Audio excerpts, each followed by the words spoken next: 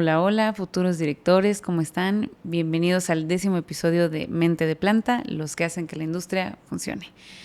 Recuerden que estamos en GPD, en Antea, como siempre, en la sala VIP, haciéndole honor a la invitada, definitivamente. Hoy tenemos una invitada muy especial, definitivamente admirable, creo que es la palabra. Me encantará que la conozcan, que nos platique su historia, así que prefiero que ella nos platique quién es. Así que, Anabel Merino, bienvenida. Muchas gracias por haber venido. Gracias, Andrea, gracias por las flores. No, hombre, al contrario, es que tu historia me maravilla, se me hace algo muy interesante, muy retador, definitivamente, y me encantaría que nos contaras tu historia, que les cuentes a los chicos y chicas que están aspirando a algún día estar donde tú estás el día de hoy, por eso me encantará que nos platiques. Claro que sí. Platícame, ¿quién es Anabel Merino? Bueno, soy una mujer fuerte, de carácter fuerte, pero al mismo tiempo sensible. Soy muy práctica, honesta, responsable.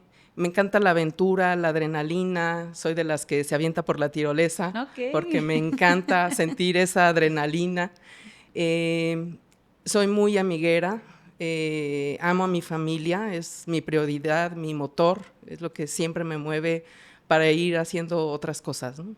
Me considero una persona generosa, me gustan las pláticas interesantes y esas que te hacen pensar y reflexionar de qué estoy haciendo, para dónde voy, eso me encanta. Y bueno, básicamente esa soy yo. Perfecto, me encanta. De hecho, creo que eres la primera que nos platica realmente en lo personal quién es. Y sé que ahora estás en una posición de dirección en una empresa automotriz, ¿correcto? Sí, correcto. Y tú eres contadora. Correcto. Ok. ¿Qué te motivó a estudiar contabilidad, para empezar? Bueno, desde muy pequeña, siempre me gustaron las matemáticas. Ok. Entonces yo dije, pues creo que esto me llena. Sin necesidad económica, cuando iba en la secundaria, vendía dulces en la escuela. Ok. Entonces hacía mis estrategias de, pues vamos a darles crédito para que me compren más. Wow. Entonces les daba crédito y obviamente si no me pagaban, les confiscaba sus calculadoras científicas. Ya sabía que me tenían que pagar sí o sí el día del examen. Entonces esa fue una manera de descubrir que los negocios, la estrategia y estas cosas, pues es lo que me llena. Okay.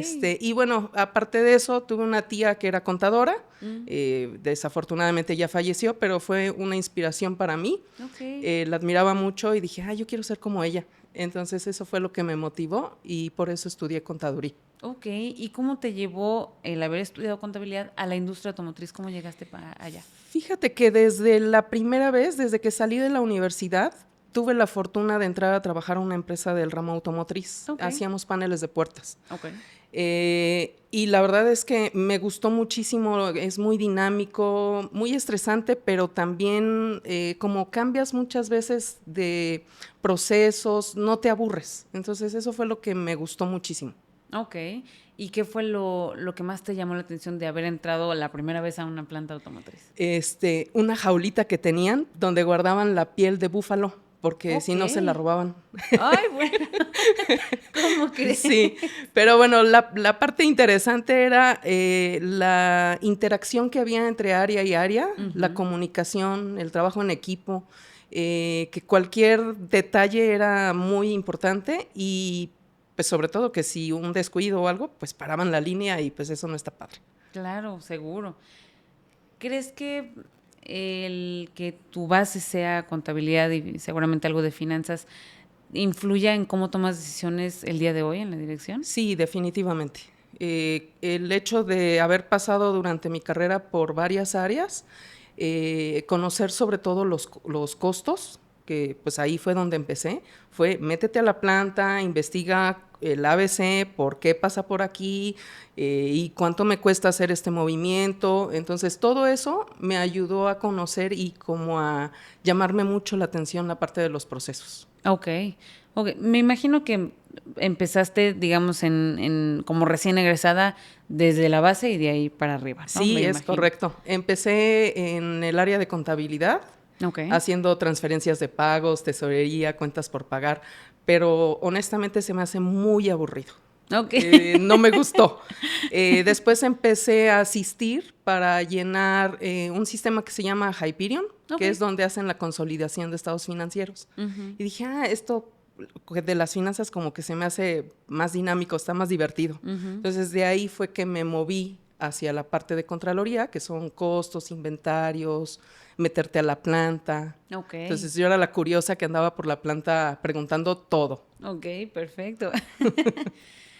Platícanos tu historia de cómo llegaste a ser directora.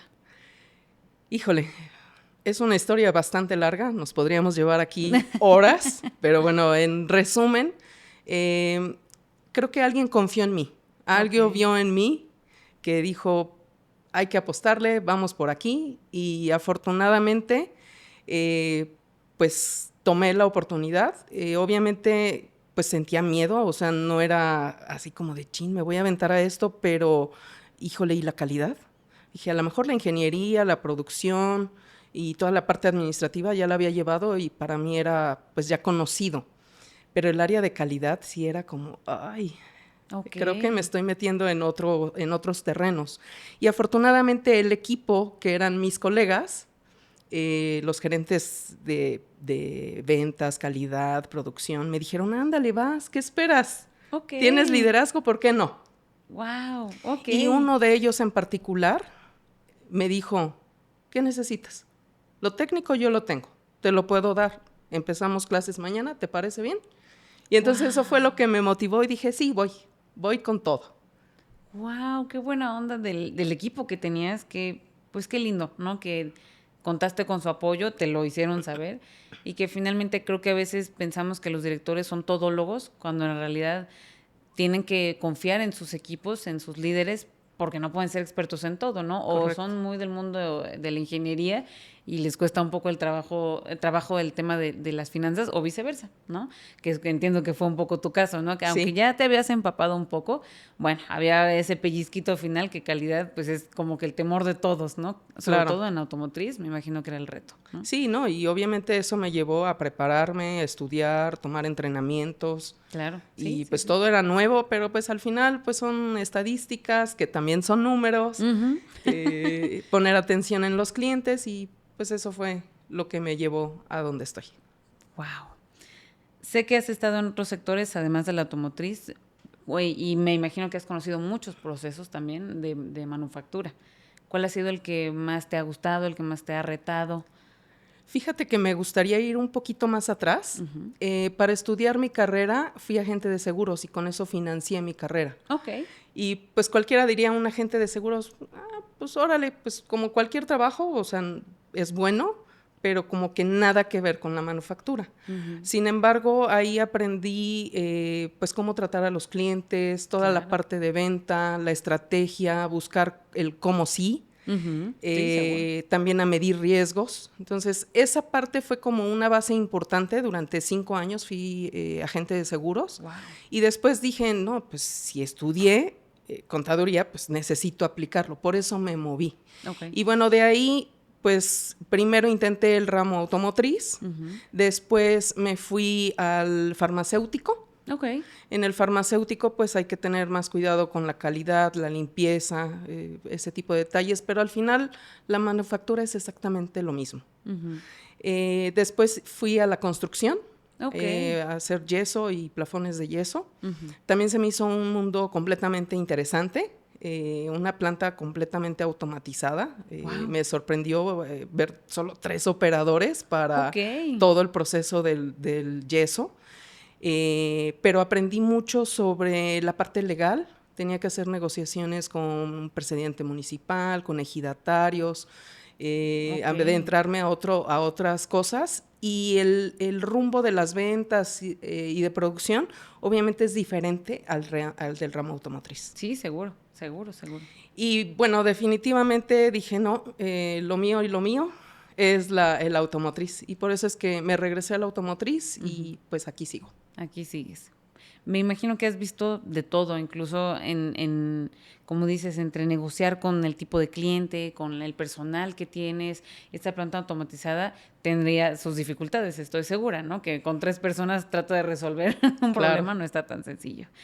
Pero más allá de lo profesional, que sé que logros te sobran, ¿no? Igual nos pasaríamos horas aquí platicando. Pero ¿qué experiencias de vida te ayudaron a ser la directora que eres hoy? Principalmente fue conocerme a mí.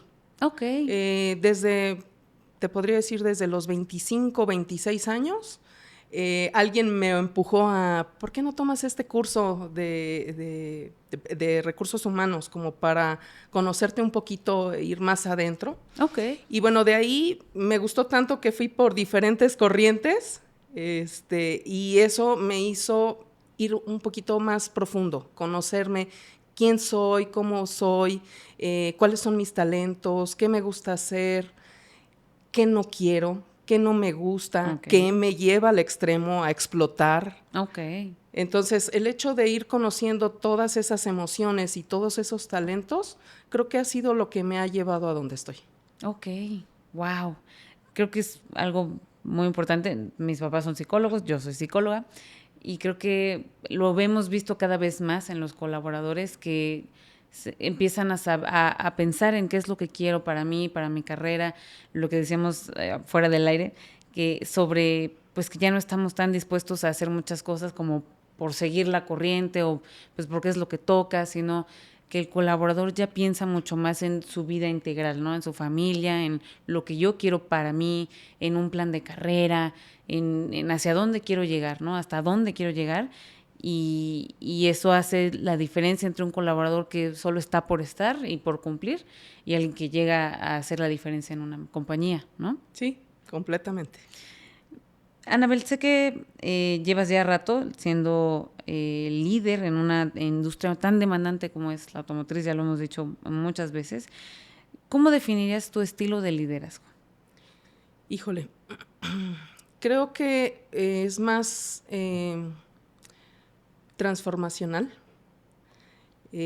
Por otro lado, me adapto mucho a lo que se necesita en el momento. Okay. O sea, no puedes estar estático en un solo lugar. Uh-huh. Este mundo automotriz y la vida misma te tiene que llevar para diferentes lugares y si no te mueves, no funciona.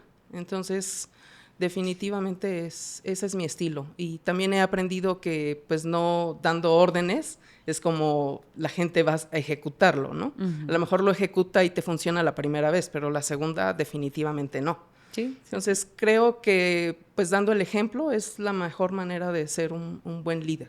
Ok. ¿Y crees que siempre fuiste así, de abierta? Ok. No. Obviamente, pues fui aprendiendo con el tiempo. Primero, como dije, a lo mejor a gritos y sombrerazos, uh-huh. Pero ya después te das cuenta que eso no funciona y que tienes que ir por otro rumbo. Y pues justo los entrenamientos es la base, ¿no? Para que uno también vaya transformándose. Claro. Para ser otra persona. ¿Qué aprendizajes clave te ha dejado estar al frente de compañías como las que te ha tocado? Híjole, creo que el tocar vidas, el hecho de tener a una gente que trabaja contigo y se acerca, oye, Anabel, necesito que me ayudes con esto porque, no sé, mi papá tiene cáncer, mi esposo esto, mi hijo ocupa un trasplante, cosas así son las que me sensibilizan para decir qué podemos hacer como sociedad o como empresa para ayudar a la persona. Ok. Entonces, esa parte para mí es fundamental, la gente, porque definitivamente las empresas no son nada sin nosotros. Definitivamente, estoy de acuerdo, aunque sean 3 personas, esas 3 Correcto. Hacen la diferencia. ¿Has tenido algún mentor o alguna figura que te ayudó a moldear este liderazgo que tienes hoy? Sí. Durante las diferentes etapas de mi vida siempre he tenido alguien de quien aprender. Por ejemplo, de mi papá. Mi papá es muy responsable, muy trabajador y creo que esa parte la tomé de él. De parte de mi mamá y mis abuelos maternos, los valores era así como, así hay que hacer las cosas con respeto. Esa parte fue muy importante para mí. Y después, con el paso del tiempo, la tía que te comentaba, ella también me enseñó, mira, aquí hay que hacer así los asientos contables o darle por aquí. Y luego, bueno, en las diferentes empresas donde he trabajado, sin duda, nuestros jefes o mis jefes siempre me han enseñado algo. Tanto lo que sí quiero seguir como lo que, ay, eso no me gusta, por ahí yo no voy. Ok. Entonces, creo que de alguna manera he sacado lo mejor de cada uno y lo he adoptado como a mi personalidad, mi forma de ser, mi estilo. Ok. ¿Y tú crees que has tú sido mentor de alguien? Seguramente sí, no me he dado como a la tarea de investigar, como que no soy tan protagonista en ese sentido, o sea, pues si aprendieron algo, pues yo hago con toda mi mejor intención de que pues llévate esto de mí, aprende esto y sí los lidereo, pero no me he puesto a preguntar o cuestionarme si estoy dejando algo, ¿no? Pero es muy buena pregunta para investigar. Sí, porque yo estoy segura de que muchas personas con las que trabajas, incluso el día de hoy, pues ven tu trayectoria y se dan cuenta de que es un trabajo constante de mejorar y ser diferente o escuchar o como dices, irte transformando en función al escenario y en función a la necesidad de la empresa, si es ahorita toca ser muy exigentes en esto, o ahorita toca pues apoyarnos entre todos, ahorita toca apoyar a esta persona. Creo que eso se contagia, ¿no? Sobre todo cuando ves a alguien que lo hace que lo predica con el ejemplo, estoy segura de que más de una persona te lo ha aprendido. Eso estoy segura. No sé si cuente, por ejemplo, que alguna vez una colaboradora operativa se acercó y me dijo que si podía ser madrina de 15 años de su Ay, hija. no. Entonces, yo creo que sí. No, bueno. ¿Y fuiste? Sí, claro, ¿Te tocó? claro, por supuesto. Wow. Wow, qué bonita anécdota. Sí. Pues sí, ahí está. Eso fue sutilmente una confirmación. ¿Crees que el ser mujer te ha ayudado o te ha complicado en tu carrera? Híjole. Creo que hace algunos años sí era más complicado. Tuve alguna anécdota, no voy a decir nombres para no quemar a nadie, pero en algún proceso de entrevista que llegué hasta el último minuto, ya éramos 2 candidatos, un hombre y yo. Ok.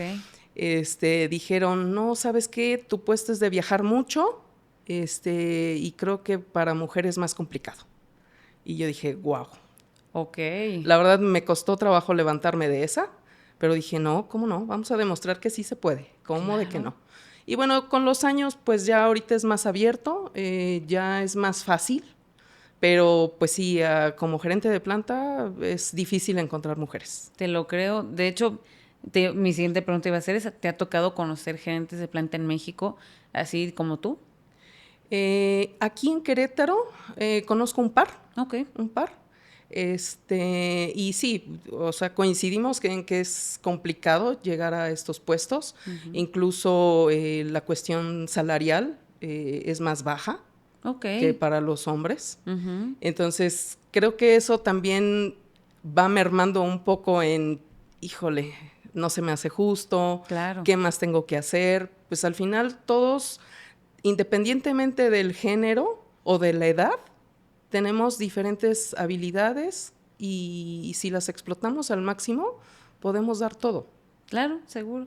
Sí, concuerdo con que no tiene nada que ver con el género y pues finalmente creo que fue una forma de tomar la decisión por ti, ¿no? En este ejemplo que nos platicas de la entrevista, no sé si te preguntaron, pero estoy segura de que si te hubieran preguntado de, oye, pues es viajar, ¿tienes algún problema con eso? Ya te daban la decisión a ti de decir, uy, sí tengo problema o no, pues para nada.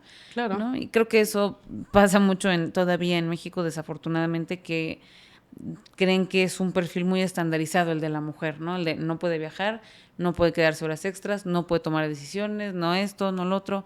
Cuando vemos el mundo de hoy y vemos tantos ejemplos de que no es así, de que sí se ha podido liderar una empresa automotriz sin ningún problema, como cualquier otra persona, y creo que historias como la tuya van abriendo ese camino, ¿no? De ver que con una tranquilidad y una facilidad logras llevar a las empresas a mucho éxito y a cerrar el año con buenos números, a que la gente se quede.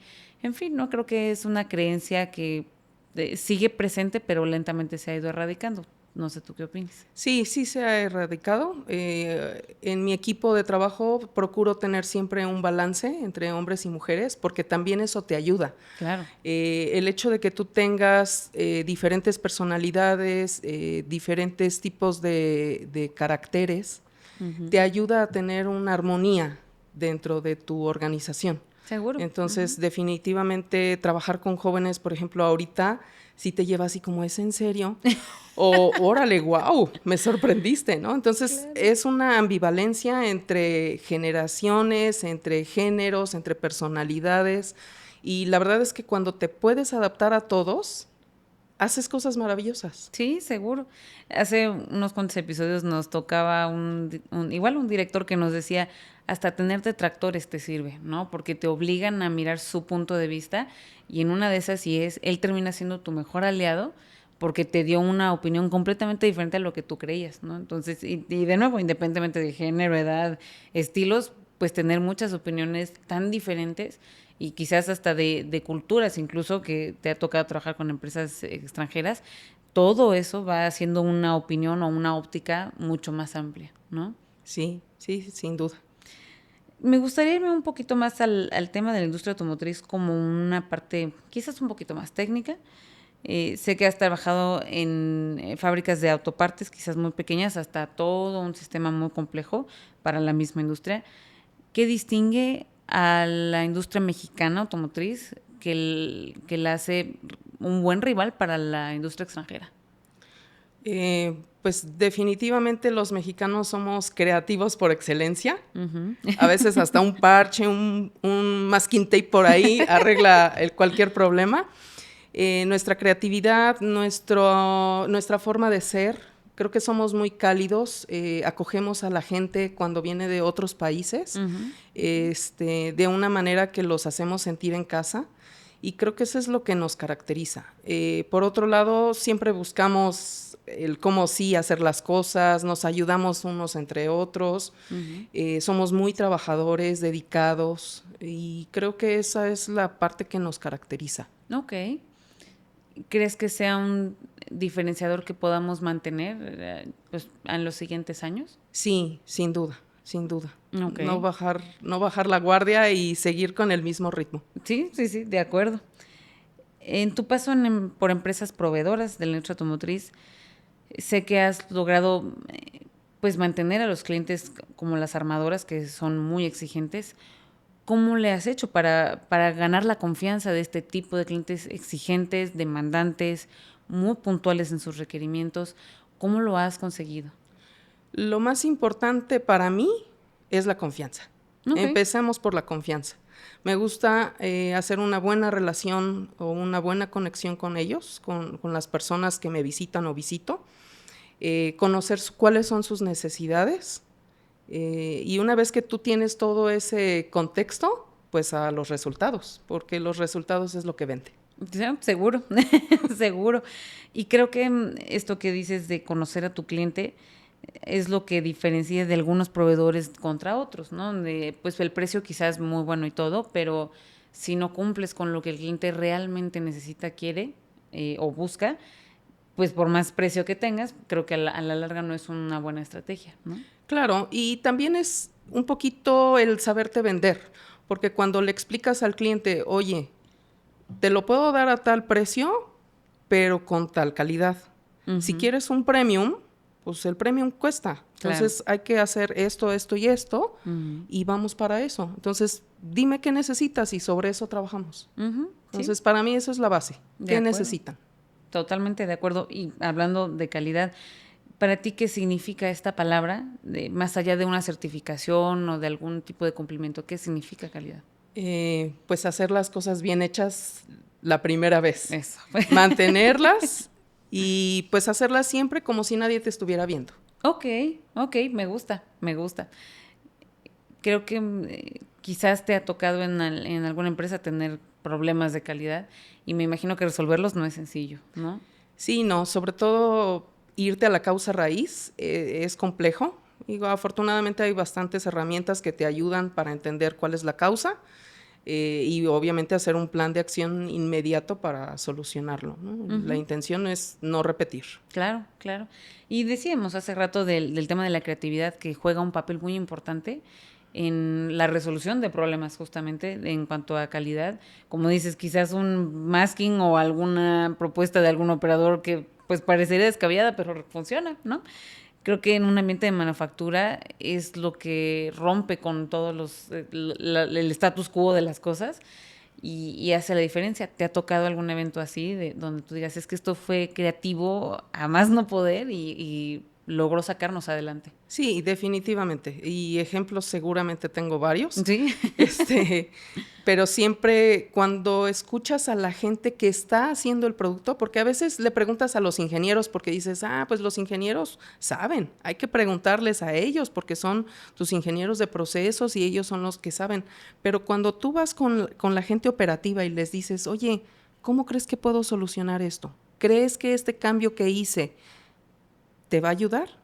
No, yo prefiero que esté del lado derecho en lugar del lado izquierdo porque me muevo menos y con eso no puedo cometer errores. Ok, perfecto. Ok. Entonces, escuchando también a tu personal operativo, puedes resolver muchas cosas. Sí, seguro, seguro. Y ellos que están al pie del cañón, creo que logran entender los problemas incluso mejor que nosotros, aún con estudios de acá y maestrías y viajes y esto.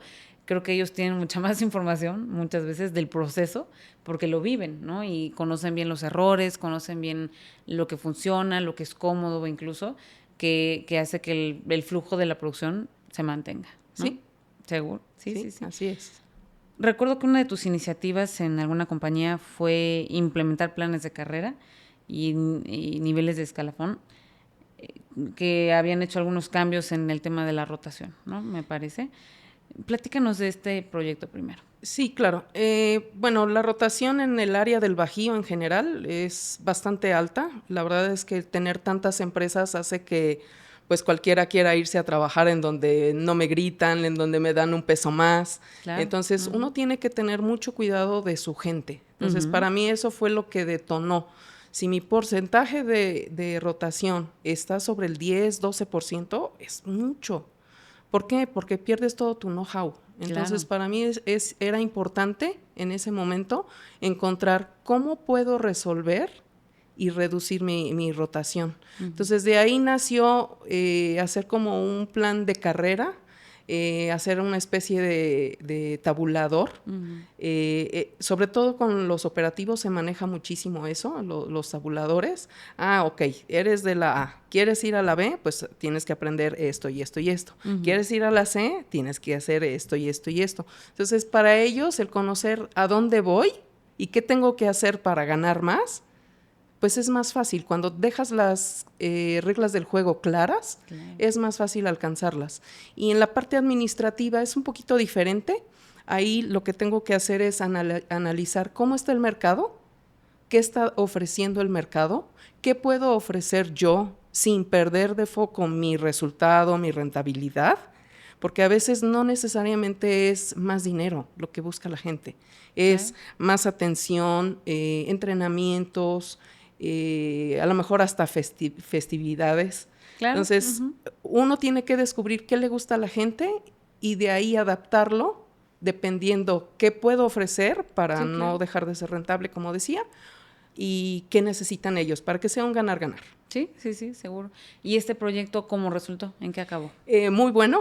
Mi porcentaje bajó al 3%. Wow. Sí. Ok. Y la verdad no me tomó mucho tiempo, año y medio cuando mucho. Ok. Entonces eso hizo que también mi planta fuera más eficiente, más productiva. Y bueno, cuando apliqué eso, dije, no, lo tengo que replicar en la que sigue. Sí, seguro. Sí, pues es un proyecto para llevártelo seguro. Creo que es importante darle un horizonte a la persona que trabaja contigo y que tenga esa sensación de que hay futuro, ¿no? Para él y para la empresa y todos en grupo, ¿no? ¿Cómo logras que los valores no se queden en palabras y sean una cosa que se viva en una compañía? Definitivamente la congruencia. Okay. Cuando tú eres congruente y no solamente sobre las palabras quieres que la gente actúe y más bien haces cosas para que la gente te siga, eso es lo principal. Ok.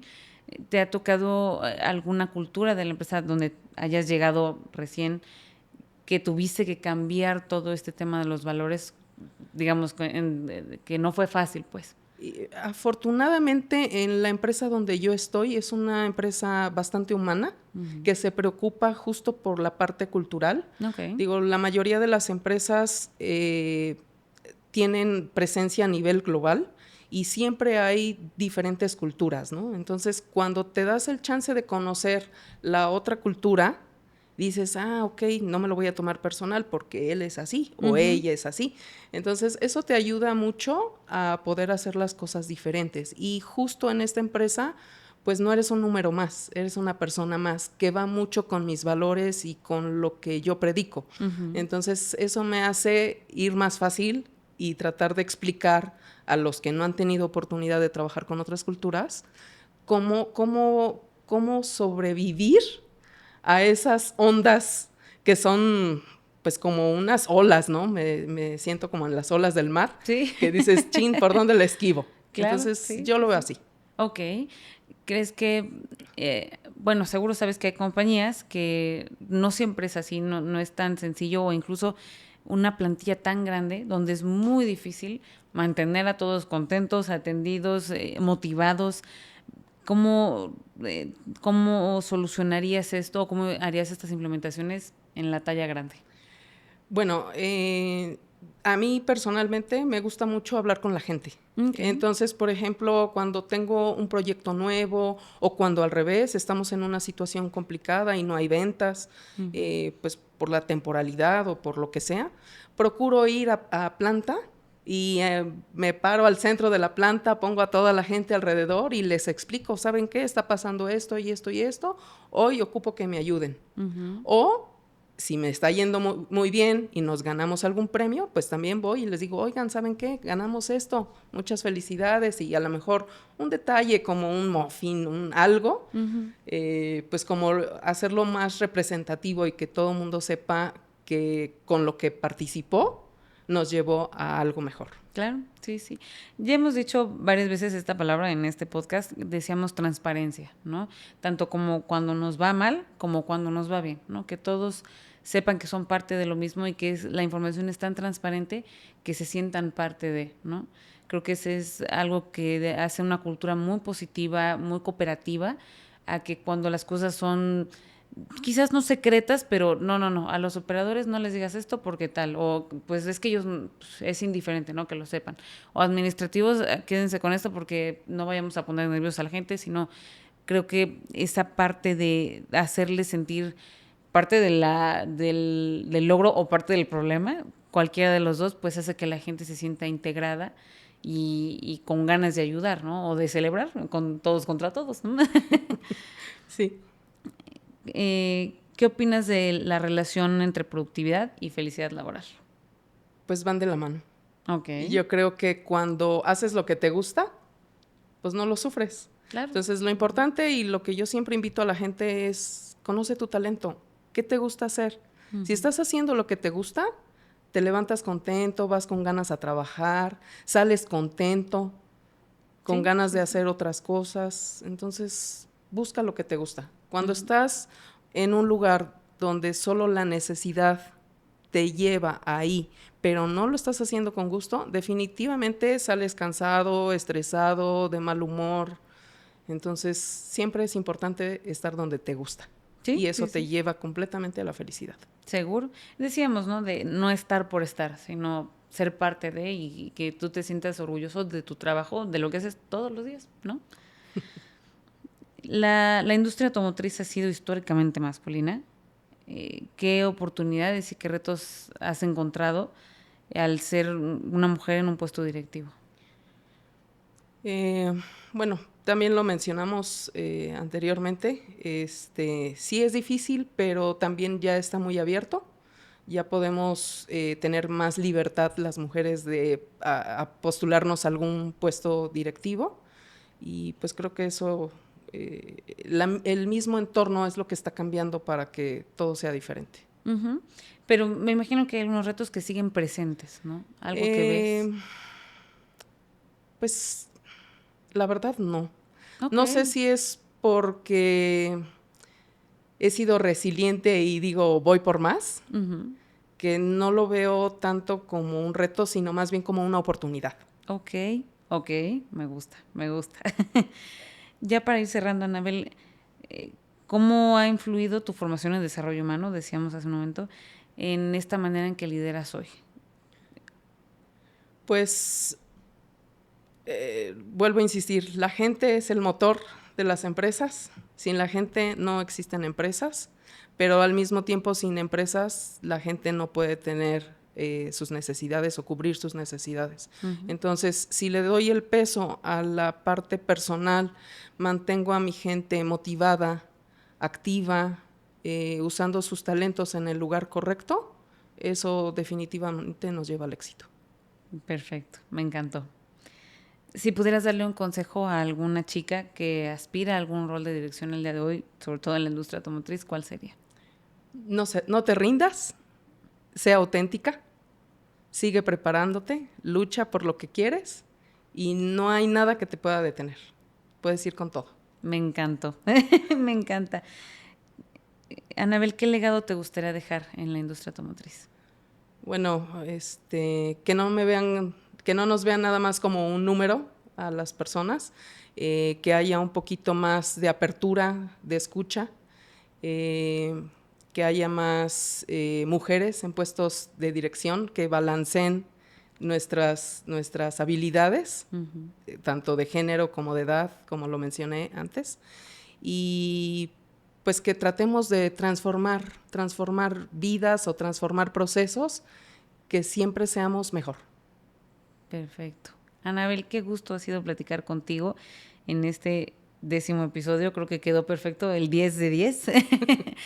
Fue una entrevista muy interesante. Me encantó saber sobre ti, de cómo ves las cosas, cómo ves este trabajo, que sin duda me encantará ver una segunda parte de esta historia. Nos gustaría saber tus próximos pasos en unos meses, si algo ha cambiado.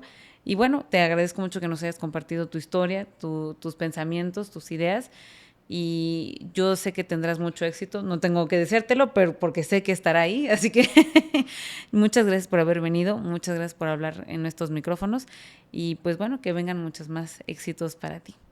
Gracias a ti. La verdad es que fue muy, muy padre participar en este podcast y pues sobre todo que la gente sepa qué hay atrás de un gerente. Así porque pues somos una persona más que se divierte, que vive la fiesta, pero que también se preocupa por varias familias. Así es. Eso es toda la intención de este podcast, que logremos ver más allá del currículum o del puesto que a veces nos impone mucho, ver que son personas con familias, que se divierten, que tienen miedo de vez en cuando, que hay retos que les ha tocado resolver y eso acerca a la gente a decir, yo también un día quiero ser como ella, quiero tener ese trabajo, quiero sentir esa adrenalina de ese puesto en una industria como la automotriz. Muchas gracias, Anabel, de verdad te agradezco mucho que hayas venido. Y pues nada, este fue el 10º episodio de Mente de Planta. No se les olvide seguirnos en redes sociales. Estamos en YouTube como Mente de Planta Podcast, en Instagram también, Mente de Planta Podcast, y compartimos estos episodios en LinkedIn, en Grupo Velázquez. Nos vemos en el próximo episodio de Mente de Planta.